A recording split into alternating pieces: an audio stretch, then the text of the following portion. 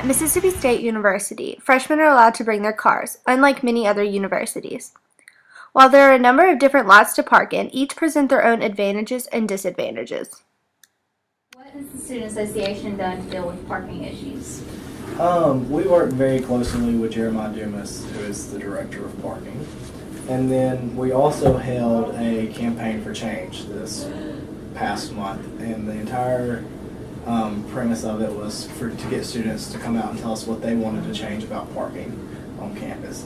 We had a whiteboard on the drill field all day where students could go up and write what they wanted to see changed about parking. And then at the end of the day, we had Jeremiah's come to like a town hall setting, and students could ask questions. We asked questions from the board, and it just helped inform students on why the parking is the way it is. And it also helped him because he knew some things that students wanted to change about parking that he didn't know before, and he was able to go and look into those options. Okay, what are some tips you would give students for parking? As of right now, Back before you had your fancy little parking pass. don't leave at 5 o'clock, and don't try and get at campus at 7:45. Biggest two mistakes. And then the first week of school is always miserable. But it gets better. It does get better. Not a ton, but it gets a little better. You've got to get here early. If you expect to get here 10 minutes before class and find a parking spot and go, you're not going to be able to find a parking spot. I know there are 2 new parking garages being added to campus in the new master plan that we have. And so hopefully that'll help alleviate some of the stress, but I don't know how much of the stress that'll actually alleviate. And does the Student Association have any future plans for parking or working with Jeremiah or anything like that? We work with Jeremiah. I know one of the plans that they talked about was trying to get meters in front of dorm or residence halls. And that way students can put in their change, run upstairs, and drop off all their luggage that they have real quick and then go to their parking spot. And that's an option that we're looking into, trying to make it to where it's just that temporary parking in front of the residence hall, to where you don't have to park a mile away and then carry all your stuff and make those trips back and forth. That's one thing we're working on.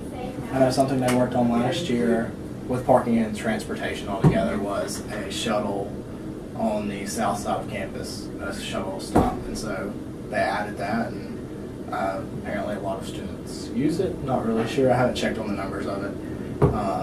And then we are working with parking services now to figure out the parking prices for next year for students.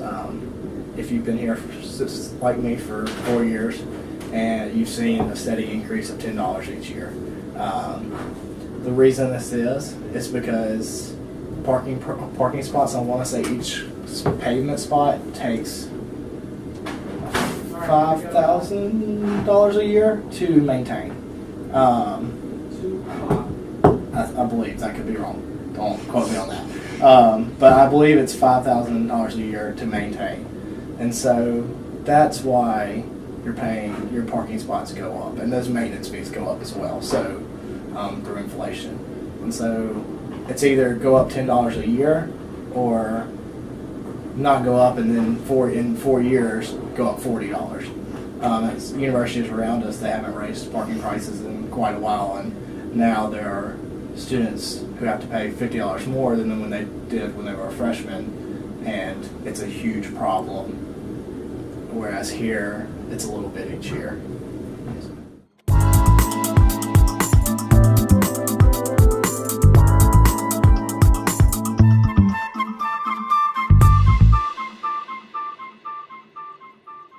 What parking lot do you park in?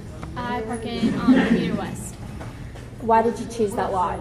Because where I enter campus from is the closest, so I don't have to drive through everything.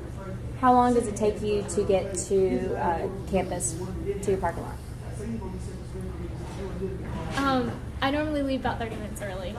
All right, and then once you get on campus, how long does it take you to find a parking spot? Early in the semester, it normally took 15 to 20 minutes, but now it's just like 5 minutes maybe. Is there anything that you would suggest that would be changed about parking? I noticed most staff parking lots are normally empty, so if there's a way to move some people in there, that'd be great, just to clear out some of the commuter parking lots, because those are terrible to find a spot in. Many students argue that the price of a parking decal is not worth the hassle of having to leave early and fight other students for parking spots. How early do you leave in order to get parking before your first class? I leave about 15 to 20 minutes early. Do you find it difficult to find parking on campus? It's kind of difficult, but I have a very small car, so usually I just find a little bitty spot to squeeze into. If you could say anything to the parking services director now, what would you say to him? We need more parking, and you're doing a terrible job. Is there anything else that you would like to say? I'd just like you to pave Commuter East. That would be awesome.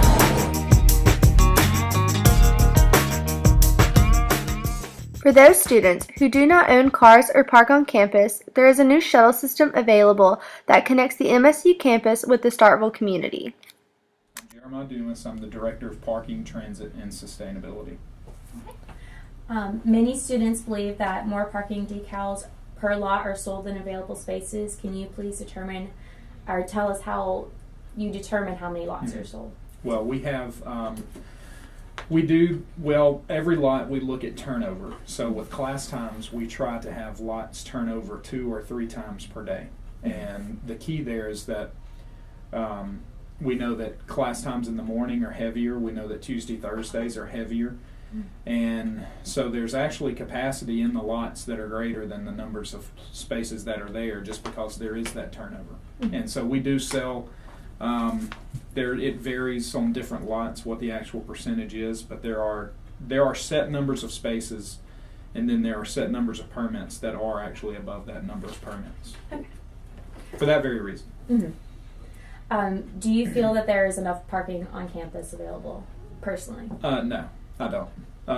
We have 13,560 parking places on campus. We've already sold well over 20,000 permits.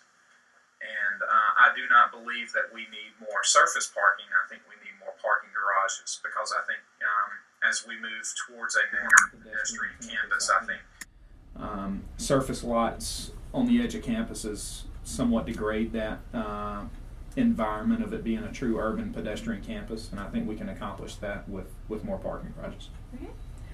How do you determine the way the shuttle system works, as in the number of shuttles, the timing of them?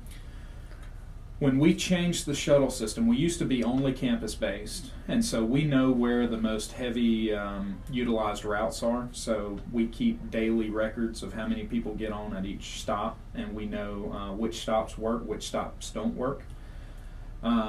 We know that we have great interest in residential areas, so where students live in student housing. We know where class times are the most heaviest and where the biggest classrooms are, and so we look at densities of classrooms. And so we try to connect all those dots. So where are people parking, where do people live, where do people go to class, and then how do you get from all of them. And then in the city, we look at it from a different way, because you not only have to look at where do people live, but where do people work, and then what are those services that those individuals need. So they need to go to healthcare, they need to go to retail areas, they need to go shopping, whatever it may be. So it's a matter of connecting the dots, and since we're somewhat of a new system in the community, it's figuring out what works, what doesn't work, and then being able to be flexible. Just on average, how many shuttles run each day? We have 7 routes, and there are different numbers of shuttles on each route. So for instance, the old main route that leaves campus and goes downtown, it only has 1 route, or 1 shuttle. But the central loop that goes from the Coliseum, Engineering Row, Allen Hall, etc., there's 4 shuttles on it. So we've probably got 11 or 12, no, we've got more than that. We've got 14 or 15 shuttles running at one time on those 7 routes. Can you please explain how the smart shuttle system was created? Like, what was the process behind determining that? SMART is funded through MDOT, And we use rural mass transit monies. And so annually we submit a grant to MDOT. And at the beginning it was a partnership between the city and the campus. And I worked on campus, not in this capacity, but I was an alderman in the city. And so we helped write that grant together. We put a committee together that I chaired, and we kind of set those goals and objectives of what it was that we wanted to accomplish. We knew we needed mass transit in town. We didn't want to recreate the system, so we looked at just expanding what was successful here. And that's where we've ended up where we are now. Okay. Well, as everybody knows, there's a parking garage being created. When will that be completed, roughly?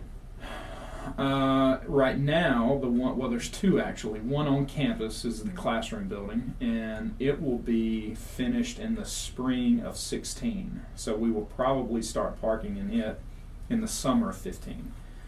We have another garage that's being built at the mill, which is the old cotton mill, the Cooley building, across from the university, across Russell Street from the Cotton District, and that one will be finished in July of next year. So we'll start parking in that next fall. But the one at the classroom, because it's such a big building with other uses, it's taking much longer for it to be finished. Okay. How many available spaces will there be, and who will be able to access each of those? All right, well, the classroom building will have 148 spaces, and those will be just timed visitor parking. So you don't have to have a permit.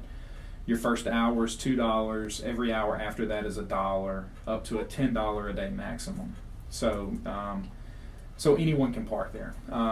The mill will be handled the same way, but we will also have permit and contract sales there because we'll have employees parking in the area. We hope to use it as a student off-campus park and ride facility, and then we also have retail in the area, so we want to be able to have that same turnover we mentioned at the beginning of people being able to get in and out to go where they need to go.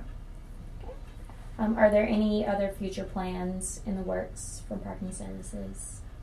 No, we're continuing to beat the drum of we've got to have more parking, more dense parking in the right areas, and that's the real next steps of figuring out where those areas are and how we pay for it, because parking is very expensive. A parking deck costs about $16,000 per space, and that's 3 times what it costs to build a surface lot. And so it's a matter of being able to fund what you can build, but knowing that especially as we grow, we've got to have more parking. Mm-hmm. Is there anything else you'd like to tell everyone about parking? I think that's it. You mentioned the park and ride. Could you explain that in a little greater detail? Mm-hmm. Right now we have 2 different parking rides. We have one on Scales, which is at the South Farm, between the tennis courts and the softball fields. And you can park any full price permit is valid there. Plus, you can, if you don't want to buy a commuter permit or a residential permit, you can buy a park and ride permit for half cost, and you can park there and then ride the shuttle in. Then we also have one in the city, which is at the Sportsplex, and it's free. So anyone can park there, get the shuttle on the Sportsplex, and ride that route into Montgomery Hall, and it's free. And we see that, and we do that because we want to offer multiple options to folks who might not want to pay or can't pay full price for a parking permit. And we'll do the same at the mill. We know that we have to cover the cost of the parking deck because, again, it's that very expensive $16,000 per space detail. But we know that the mill will be much easier to get to because it's right off Russell, right off 12, than coming in and having to park at the Coliseum or having to park at Commuter Northwest or Commuter East. So we see that as a real option for people who just want to pay for convenience.